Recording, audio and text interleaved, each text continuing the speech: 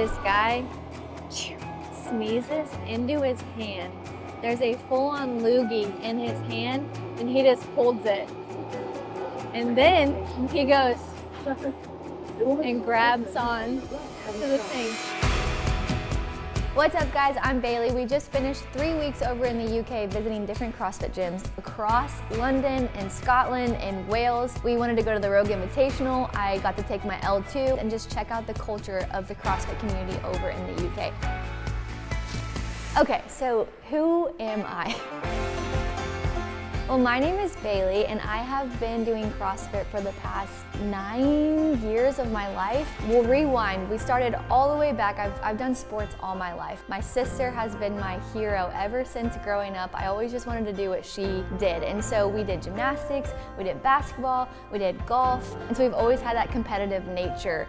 And what ultimately got me into CrossFit was I got a brain injury when I was playing a basketball game. I actually collided heads with a girl in the game. So I had to be taken out of all sports for over a year. From then, I had no idea how to take care of my nutrition. I didn't know how to actually exercise outside of just doing and playing sports. And so I got pretty lost. And a family friend, thank goodness for them, they invited me into their home gym. I was pretty resistant to trying something new, but I got to the point where I just couldn't accept the path that my life was going on, and so I ended up just saying yes. And by saying yes to stepping into something that was really uncomfortable and putting myself out there, it completely changed the trajectory of my entire life. So I started within the affiliate, I fell in love with the community. That's my backbone, is the community and the support that we have. And then I wanted to take that and just see how far we could go with it. From there, I wanted to surround myself with people that were better than me, and did that under the leadership of Rich Froning and the team at Mayhem and all the incredible athletes that were there. They made me so much better. And we trained for the CrossFit Games, and then we competed at the Games in 2021, and then again in 2022 and 2023. And Baylee Rayl looking to set the new top mark, and she is now your leader with 2 heats to go. After the 2023 season, I decided that I wanted to get back to the community and the backbone of how I got there in the first place. And so I called my family. I was like, hey, I want to do CrossFit in a different way. I want to get back into the community.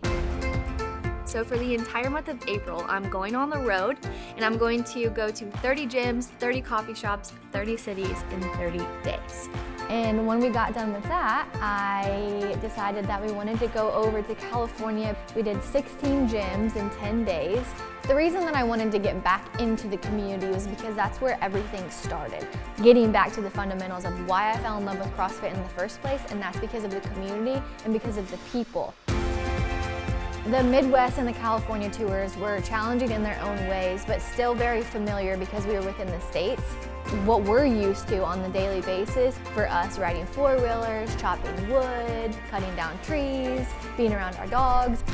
So going over to the UK was going to be a completely different transition. Riding subways or the ways of travel that they have, it was going to be a completely different experience. But I just wanted to go over there and see the different culture and experience the community of CrossFit clear across the other side of the world.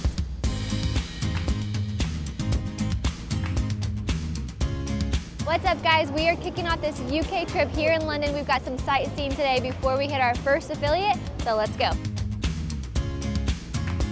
All right, to set the stage for the main characters of this trip, we've got my sister was with me, Peyton, my dad, Robert, and then my mom, Lisa. We all have very strong, fun, independent personalities, but we've taken so many family trips together that we've figured out how to make it work.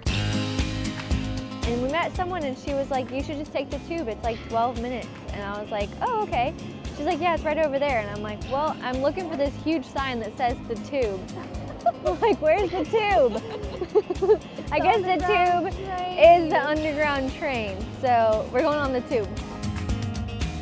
At this point, we took the tube. Oh yeah, tube smells good. Oh yeah. Oh yeah. Oh yeah. And it smells like I stuck my face in the toilet. Last year, I was able to come to Burrow Market and get these strawberries like from a chocolate fountain. And so we're gonna go see if they have that here at Burrow Market. So So we get on the tube and we're like, okay, I think we're good. And we look at the different stops and I've got it on my phone, even though there's no service down there, it's a little dark. Mind the gap. I don't know how many times I heard that. Okay, I do have a story for this morning. So we were exhausted and we took the tube and this guy sneezes into his hand. There's a full-on loogie in his hand and he just holds it. And then he goes and grabs on to the thing. We're going to the Burrow Market.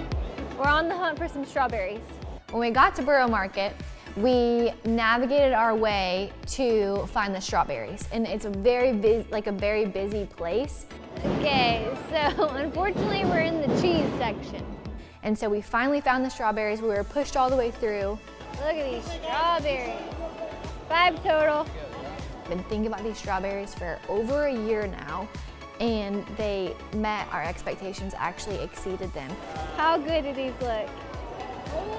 They're so good. Okay, you ready? We've been waiting forever. I am ready. Okay, ready? Holy moly, that's great. These strawberries are so good, they literally melt in your mouth, but it's not something that you can describe. You have to experience it for yourself. So I never thought that we would actually get to experience it together, because you never know, London's far from home, and we got to just experience those strawberries together. Worth it. And then we were so tired, we're like, we gotta get to the hotel and sleep, and that leads us to the very first gym that we went to go see, which was CrossFit Shapesmiths. We arrived at CrossFit Shapesmiths and it was so unique and different. There was an outside space. Everyone was so nice. We got to see Lee. Do you want me to just do an American accent for the rest of the day? Yes. Clap jaw. There's a snake in my boot. Americans always from the Right next to the train station, they've got a recovery room, they've got nutrition, they've got amazing locker rooms. We've got little self-serve cafe. There's a hair salon upstairs because every CrossFit gym should have a hair salon. This is Gossip Corner. This is Gossip Corner. We've got workspace here as well, which is like a thing these days. Work at the gym, train at the gym, get a snack at the gym. So then from there, you look down this hallway and there's different arches. Different arches where people can train, and within each one, maximum 12 people per class, which is really unique. So in 2016, it was 2.5 arches. Now how many do we have? There's a hell of a lot. There's 10. There's another site over there as well. Yeah. Now. And something that was really unique about Shapesmiths was they run a class every 15 minutes because they have so many members. So all these are like mini boxes if you want to kind of think of it that way. And there's a class every 15 minutes. We've got 190 classes a week. Yeah, like approximately how many members? 700 and upper 700s maybe. Yeah, we've got to look at it. We haven't looked in a while, so Yeah, that's a lot. Yeah. They have an outdoor space, which is really cool as well. So people are walking by in the street on their way to work or wherever they're going, and they see people doing fitness and doing CrossFit literally outside the gym, kind of piques their interest, and they're like, hey, maybe I'll try that. This is our first stop on this UK trip, and I'm so glad that we came here because it was so amazing. Such an incredible, not only just experience, but the community. Okay, so going into Shapesmiths, I only knew a couple of details. I knew that he had about 700 to 800 members. I knew that they ran a class every 15 minutes. And so in my head, I'm like, how is the gym set up? How do you manage having a strong community at 700 members? Yeah, I mean, we've got 3 principles or 3 words, the elevator pitch of how you describe what our values are, which is community, coaching, and facilities. So basically, if it's going to benefit the community, well, it's easy to come back to that as a core principle to be like, yeah, we do it. If it means that we're putting on really lovely socials. So a good example of that would be, so our late fees and our no-show fees, we have to have them, but we don't keep that money, we funnel it into a social pot. So that helps our community and it kind of squares the circle. And then something Lee was talking about is sometimes in those bigger cities, we get on our own path and we can kind of become lonely. And so Lee looks at the gym as not necessarily just a place for fitness, but a home for people. In big cities, and I don't think it is only London, but a lot of people are quite lonely. Yeah. So they're surrounded by all these people, but in their day-to-day life, they go to work, they go to the coffee shop, they go to work again, then their day-to-day is just the same old situation. So this breaks the monotony and almost helps with giving them a place to be, a second home, and that's really why we exist. Yeah. That's the purpose, is we solve loneliness. I love you. Oh, I love you. Oh, I love you so much. So I thought it was so cool to be able to see how Lee and his team have created a piece of home in a place that's so busy like central London. And I thought that was an amazing way to start off our trip and end our time in London as we made our way up to Scotland.